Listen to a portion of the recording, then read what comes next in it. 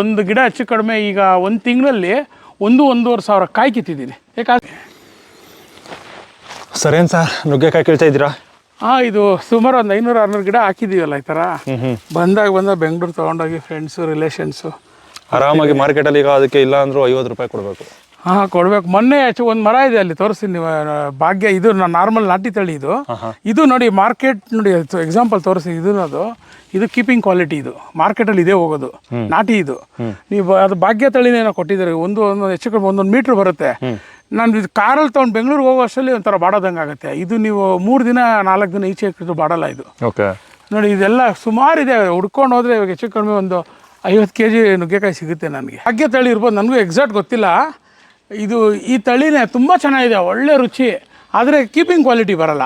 ನೋಡಿ ಎಷ್ಟು ಉದ್ದ ಇದೆ, ಮಾರ್ಕೆಟಲ್ಲಿ ಮಾರೋದು ಕಷ್ಟ. ಇದೆಲ್ಲ ಇದಾಗುತ್ತೆ. 1 ಮೀಟ್ರ್ ಇದೆ. ನೀವು ನಮ್ಮ ಇದು ಬಂದು ಇದು ಯಾವ ತಳಿನೋ ಗೊತ್ತಿಲ್ಲ, ನಾವು ಇದ್ರಲ್ಲಿ ತಂದು ಹಾಕಿರೋದು, ನಮ್ಮ ಫಾರೆಸ್ಟ್ ಡಿಪಾರ್ಟ್ಮೆಂಟ್ ಅವ್ರು ಕೊಟ್ಟಿರೋದು ಇದು. ನೋಡಿ ಇದಕ್ಕೂ ವ್ಯತ್ಯಾಸ ನೋಡಿ.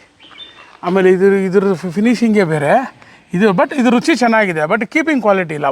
3 ದಿನ ಇಡ್ಬೋದು, ಜಾಸ್ತಿ ದಿನ ಇಡೋಕ್ಕಾಗಲ್ಲ ಇದು. ನೋಡಿ ಇದು ಫುಲ್ ಇದೆ. ಇದೊಂದು ಗಿಡ ಹೆಚ್ಚು ಕಡಿಮೆ ಈಗ ಒಂದು ತಿಂಗಳಲ್ಲಿ 1-1.5 ಕಾಯಿ ಕಿತ್ತಿದ್ದೀನಿ. ಯಾಕೆ 1000 ಕಾಯಿ ನಿಕ್ಕಲ್ಲ ಇಸ್ಮೆ. 1000 ಕಾಯಿ ಕಿತ್ಕೊಂಡು ಕೊಟ್ಟಿದ್ದೀನಿ. ಇನ್ನೂ ಇಷ್ಟಿದೆ, ಇನ್ನೂ ಬಿಡ್ತಾನೇ ಇರುತ್ತೆ. ಇನ್ನೂ 3-4 ತಿಂಗಳು ಹೂವು ಎಲ್ಲ ಕಾಯೇ ಆಗೋದು. ನೋಡಿ ಈ ಥರ ಬರ್ತಾನೇ ಇರುತ್ತೆ. ಇದು 2-3 ದಿನಕ್ಕೆ ಹಿಂಗೆ ಬಂದ್ಬಿಡುತ್ತೆ. ಇವಾಗ ಹೂವು ಇದೆ, 3ನೇ ದಿನಕ್ಕೆ ಒಂದು 7-8 ಕಾಯಿ ಬಂದಿರುತ್ತೆ ಇದರಲ್ಲಿ. ಇನ್ನೂ ಸುಮಾರು 4-5 ತಿಂಗಳು ತೊಗೊಳ್ಬೋದು.